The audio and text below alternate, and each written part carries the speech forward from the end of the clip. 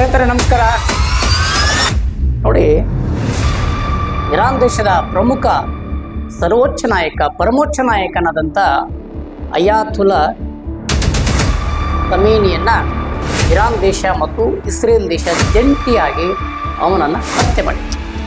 ಈ ಹತ್ಯೆಯ ಹಿಂದಿನ ರಹಸ್ಯ ಏನು, ಈ ಹತ್ಯೆಗೆ ಕಾರಣಗಳು ಏನು ಅನ್ನೋದು ಕೂಡ ನಾವು ಇವತ್ತಿನ ಈ ವಿಡಿಯೋದಲ್ಲಿ ಸಂಪೂರ್ಣವಾಗಿ ತಿಳಿಸ್ತೇವೆ. ನೋಡಿ, ಮೊದಲನೇದಾಗಿ ನಿಮಗೆ ಹೇಳ್ಬೇಕಂದ್ರೆ ಈ ವಿಡಿಯೋದಲ್ಲಿ ಗಮನಿಸಬಹುದು, ಚಿತ್ರದಲ್ಲಿ ಗಮನಿಸಬಹುದು ಯಾವ ರೀತಿ ಅಂದರೆ, ಇರಾನ್ ದೇಶದಲ್ಲಿ ಇರಾನ್ನ ಪ್ರಮುಖ ನಾಯಕನಾದಂಥ ಖಮೇನಿಯನ್ನ ಹತ್ಯೆ ಮಾಡಿದ ಸಂದರ್ಭದಲ್ಲಿ ಅಲ್ಲಿನ ದೇಶದ ಹೆಣ್ಣು ಮಕ್ಕಳು, ಮುಸ್ಲಿಂ ಹೆಣ್ಣು ಮಕ್ಕಳು ಬಹಳ ಸಂತೋಷವಾಗಿ ದೊಡ್ಡ ಮಟ್ಟದಲ್ಲಿ ಸೆಲೆಬ್ರೇಷನ್ ಮಾಡ್ತಾ ಇದ್ದಾರೆ. ಆ ಸೆಲೆಬ್ರೇಷನ್ಗೆ ಕಾರಣ ಏನಂದರೆ, ಅಯಾತುಲ್ಲಾ ಖಮೇನಿಯನ್ನ ಬರ್ಬರವಾಗಿ ಇಸ್ರೇಲ್ ಮತ್ತು ಅಮೇರಿಕ ಜಂಟಿಯಾಗಿ ಅವನನ್ನು ಕೊಲೆ ಮಾಡಿದ್ದಕ್ಕೆ ಇವತ್ತು ಅದೇ ದೇಶದಲ್ಲಿ ಅದೇ ಮುಸ್ಲಿಂ ಜನರು ಸಿಯಾ ಮತ್ತು ಸುನ್ನಿ ನಡೆದಂಥ ಈ ಯುದ್ಧದ ಸನ್ನಿವೇಶ ನಮಗೆಲ್ಲ ಗೊತ್ತಾಗಬಹುದು. ಇವತ್ತು ಆ ದೇಶದ ಸುನ್ನಿಯ ಮುಸ್ಲಿಂ ಮಹಿಳೆಯರು ಈ ರೀತಿಯಾಗಿ ಸೆಲೆಬ್ರೇಷನ್ ಮಾಡ್ತಾ ಇದ್ದಾರೆ. ನೋಡಿ, ಹತ್ಯೆಗೆ ಪ್ರಮುಖ ಕಾರಣ ಏನಂದರೆ, ನೋಡಿ, ಅಮೆರಿಕದ ಅಧ್ಯಕ್ಷ ಡೊನಾಲ್ಡ್ ಟ್ರಂಪ್ ಅವರು ಏನು ಹೇಳ್ತಿದ್ದಾರೆ ಅಂದರೆ, ಏನು ಪರಮಾಣು ಒಪ್ಪದಿರಕ್ಕೆ ಕಾರಣಕ್ಕೆ ನಾನು ಆ ಇರಾನಿನ ಖಮೇನಿಯನ್ನ ಮುಗಿಸಿದ್ದೀನಿ ಅಂತೇಳಿ ನೇರವಾಗಿ ಸ್ಟೇಟ್ಮೆಂಟ್ ಕೊಟ್ಟಿದ್ದಾರೆ. ನೋಡಿ, ಖಮೇನಿಯ ಒಂದಲ್ಲ ಎರಡಲ್ಲ, ಖಮೇನಿ ಖಟ್ಟರ್ ಮುಸ್ಲಿಂ ಮತ್ತು ಅದರಲ್ಲಿ ಸಿಯಾ ಮಂಡಳಿಯ ಒಬ್ಬ ಪ್ರಮುಖ ನಾಯಕ.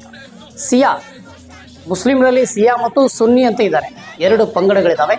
ಅದರಲ್ಲಿ ಸಿಯಾ ಮುಸ್ಲಿಮರ ಪ್ರಮುಖ ನಾಯಕ ಮತ್ತು ಇಡೀ ದೇಶದಲ್ಲಿ ಮುಸ್ಲಿಂ ಧರ್ಮದ ಗುರುಗಳಂತೇಳಿ ಇಡೀ ವಿಶ್ವದಲ್ಲಿ ಜನರನ್ನು ಅವರನ್ನು ಪ್ರೀತಿಯಿಂದ ಕಾಣ್ತಾ ಇದ್ರು. ಮತ್ತು ಅದೇ ಇರಾನ್ ದೇಶದಲ್ಲಿ ಯಾವ ರೀತಿಯಾಗಿ ನಡೀತಾ ಇದೆ ಅಂದರೆ, ಅದೇ ದೇಶದಲ್ಲಿ ನೋಡಿ, ಖಟ್ಟರ್ ಮುಸ್ಲಿಮಾದಿ ಖಟ್ಟರ್ ಸಿಯಾ ಪಂಗಡಕ್ಕೆ ಸೇರಿದಂಥ ಖಮೇನಿಯನ್ನ ಅದೇ ದೇಶದ ಹೆಣ್ಣು ಮಕ್ಕಳು ಈ ರೀತಿಯಾಗಿ ವಿರೋಧ ಮಾಡ್ತಾರೆ. ಕಾರಣ ಏನಂದ್ರೆ, ಖಮೇನಿಯವರು ಸಂಪೂರ್ಣವಾಗಿ ಶರಿಯಾ ಕಾನೂನನ್ನು ತಮ್ಮ ದೇಶದಲ್ಲಿ ಜಾರಿಗೆ ಮಾಡಿದರು. ನೋಡಿ, 36 ವರ್ಷಗಳಿಂದ ನಿರಂತರವಾಗಿ ಆ ದೇಶದಲ್ಲಿ ಆಡಳಿತ ಮಾಡುತ್ತಿರುವಂಥ ನಾಯಕ ಖಮೇನಿಯ ಇಡೀ ವಿಶ್ವದಲ್ಲಿ ಅತ್ಯಂತ ಕ್ರೂರಿ ಇರುವಂಥ ಮನುಷ್ಯ ಅಂತ ಹೇಳಿ ಡೊನಾಲ್ಡ್ ಟ್ರಂಪ್ ಅವರು ಹೇಳ್ತಾರೆ. ನೋಡಿ, ಇತ್ತೀಚೆಗೆ ಅವರು 2014 ಮತ್ತು 2024-25 ಆ ದೇಶದ ಮುಸ್ಲಿಂ ಮಹಿಳೆಯರು ಹಿಜಾಬ್ ಮತ್ತು ಬುರ್ಖಾವನ್ನು ಈ ದೇಶದಲ್ಲಿ ಬ್ಯಾನ್ ಮಾಡ್ಬೇಕಂತೇಳಿ ಸಾವಿರಾರು ಲಕ್ಷಾಂತರ ಮುಸ್ಲಿಂ ಮಹಿಳೆಯರು ಹೋರಾಟ ಮಾಡ್ತಾರೆ.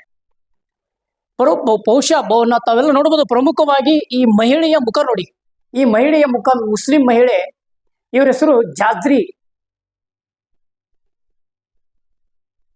ಇಸ್ಪಾನಾ ಅಂತ ಹೇಳಿ ಈ ಮುಸ್ಲಿಂ ಮಹಿಳೆ, 24 ವರ್ಷದ ಮುಸ್ಲಿಂ ಮಹಿಳೆ.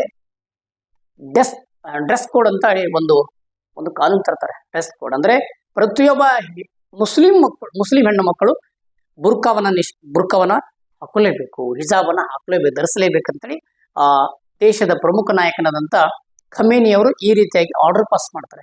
ಅದರ ವಿರುದ್ಧ ಸಿಡಿದಂಥ ಹೆಣ್ಣು ಮಗಳನ್ನ ಅಲ್ಲಿನ ಖಮೇನಿ ಸರ್ಕಾರದ ಆಡಳಿತದ ಅಧಿಕಾರಿಗಳು ಬುರ್ಖಾವನ್ನ ಅಪಮಾನ ಮಾಡಿದ್ದಾರೆ, ಇಸ್ಲಾಮನ್ನ ಅಪಮಾನ ಮಾಡಿದ್ದಾರೆ, ಶರಿಯಾ ಕಾನೂನನ್ನ ಧಿಕ್ಕರಿಸಿದ್ದಾರೆ ಅಂತೇಳಿ ನೇರವಾಗಿ ಮಹಿಳೆಯ ಮುಖದ ಮೇಲೆ ಎಸೆಗಳನ್ನ ಎರಸ್ತಾರೆ ಆ ಖಮೇನಿಯ ಆಡಳಿತದ ಅಧಿಕಾರಿಗಳು. ಮತ್ತು ಸುಮಾರು ಒಂದು 3500 ಜನ ಪ್ರತಿಭಟನಾಕಾರರನ್ನ ಯಾವುದೇ FIR ಇಲ್ಲ, ಯಾವುದೇ ಇಲ್ಲ, ನೇರವಾಗಿ ಯಾರು ಸರ್ಕಾರದ ವಿರುದ್ಧ ಪ್ರತಿಭಟನೆ ಮಾಡಿದ್ದಾರೆ, ಯಾರು ಶರಿಯಾ ಕಾನೂನು ಯಾರು ಒಪ್ಪಿಕೊಂಡಿಲ್ಲ, ಅವರನ್ನ ನೇರವಾಗಿ ಕಂಡಲ್ಲಿ ಗುಂಡಿಟ್ಟು ಹೊಡಿದ್ದಾರೆ, ಅವರನ್ನು ನೇಣಿಗೆ ಹಾಕಿದ್ದಾರೆ. ಯಾವುದೂ ಒಂದು FIR ಇಲ್ಲಹಾರದಾಗೆ ಅವರನ್ನ ಮುಗಿಸಿದ್ದು ಇದೇ ಖಮೇನಿಯ ಆಡಳಿತ.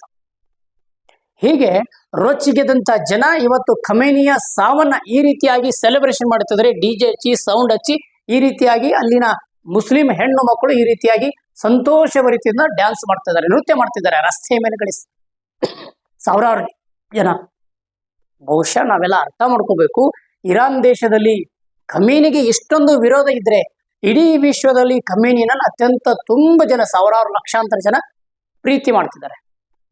ನೋಡಿ, 20 ವರ್ಷದ ಒಬ್ಬ ಮುಸ್ಲಿಂ ಮಹಿಳೆ ನನ್ನ ಮೇಲೆ ರೇಪ್ ಆಗಿದೆ ಅಂತೇಳಿ ಒಂದು ಪೊಲೀಸ್ ಸ್ಟೇಷನ್ ಕಂಪ್ಲೇಂಟ್ ಕೊಟ್ರೆ ನೀನ್ ಯಾಕೆ ಹೋಗಿಯಾ ಅಂತ ಹೇಳಿ ಪ್ರಶ್ನೆ ಮಾಡ್ತಾರೆ. ಮತ್ತೆ ಕೆಲವೇ ದಿನಗಳಲ್ಲಿ ಅವಳನ್ನ ಮುಗಿಸಿಬಿಡ್ತಾರೆ ಅಲ್ಲಿನ ಖಮೇನಿಯ ಆಡಳಿತದ ಅಧಿಕಾರಿ. ಅಂದ್ರೆ ಅಲ್ಲಿನ ಪೊಲೀಸ್ ವ್ಯವಸ್ಥೆ ಸಂಪೂರ್ಣವಾಗಿ ಯಾರು ಸಿಯಾ ವಿರುದ್ಧ, ಸಿಯಾ ಪಂಗಡದ ವಿರುದ್ಧ ಪ್ರತಿಭಟನೆ ಮಾಡ್ತಾರೆ, ಶರಿಯಾ ಕಾನೂನನ್ನು ಯಾರು ಧಿಕ್ಕರಿಸುತ್ತಾರೆ, ಇಸ್ಲಾಂ ಧರ್ಮವನ್ನು ಯಾರು ಅವಹೇಳನ ಮಾಡ್ತಾರೆ, ಅವರನ್ನ ನಡು ರಸ್ತೆಯಲ್ಲಿ ಕೊಂದಂತ ಇತಿಹಾಸದ ಉದಾಹರಣೆಗಳು ಇವತ್ತು ಖಮೇನಿಯ ಆಡಳಿತದಲ್ಲಿ ನೋಡಬಹುದು.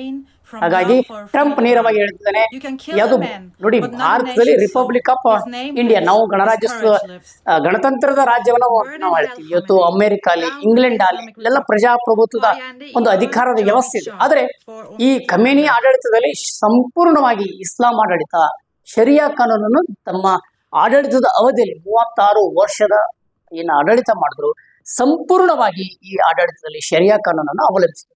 ಹೀಗಾಗಿ ರೋಸಿ ಹೋದಂತ ಜನ ಖಮೇನಿ ವಿರುದ್ಧ ಬಹಳಷ್ಟು ದೊಡ್ಡ ಮಟ್ಟದಲ್ಲಿ ಷಡ್ಯಂತ್ರಗಳು, ಪ್ರತಿಭಟನೆಗಳು ನಡೆಸ್ತಾ ಇದ್ದಾರೆ. ಹಾಗಾಗಿ ಇವತ್ತು ಅದೇ ದೇಶದ ಇರಾನ್ ದೇಶದಲ್ಲಿ ಇವತ್ತು ಮುಸ್ಲಿಂ ಹೆಣ್ಣು ಮಕ್ಕಳು ಇವತ್ತು ರಸ್ತೆಗಿಳಿದು ದೊಡ್ಡ ಮಟ್ಟದಲ್ಲಿ ವಿಜಯೋತ್ಸವ ಸೆಲೆಬ್ರೇಷನ್ ಮಾಡ್ತಾ ಇದ್ದಾರೆ. ಒಬ್ಬ ಭೂಮಿ ಮೇಲಿನ ವಿಷಜಂತು ಸತ್ತ ಅಂತ ಹೇಳಿ ಖಮೇನಿಯ ಸತ್ತದ ಸುದ್ದಿ ಕೇಳಿ ಇವತ್ತು ಈ ರೀತಿಯಾಗಿ ಸೆಲೆಬ್ರೇಷನ್ ಮಾಡ್ತಾ ಇದ್ದಾರೆ. ಬಹುಶಃ ಖಮೇನಿ ಆಡಳಿತದ ಬಗ್ಗೆ ಅಲ್ಲಿನ ಜನರಿಗೆ ರೋಷವಾಗಿ ಸಂಪೂರ್ಣವಾಗಿ ರೋಸಿ ಹೋಗಿದೆ. ಹಾಗಾಗಿ ಇವತ್ತು ಬಹಳಷ್ಟು ಜನ ನೋಡ್ಬೋದು ಈ ರೀತಿಯಾಗಿ ಕೂಡ ಪ್ರತಿಭಟನೆಗಳು, ಹೋರಾಟಗಳು ಇವತ್ತು ಇಡೀ ವಿಶ್ವದಲ್ಲಿ ನಡೀತಾ ಇದೆ.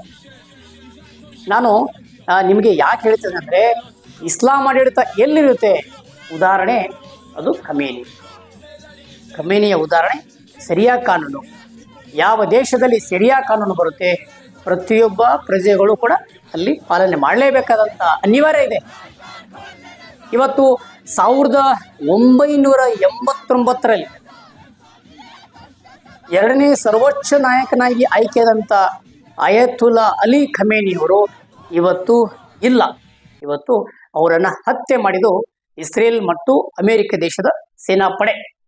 ನೋಡಿ, ಇವತ್ತು ಆ ಇರಾನ್ದ ಸಂಪೂರ್ಣವಾಗಿ ಇಡೀ ದೇಶದಲ್ಲಿ ಸುಮಾರು 131 ನಗರಗಳ ಮೇಲೆ ಬಾಂಬ್ ದಾಳಿಗಳು ಆಗ್ತಾ ಇದೆ.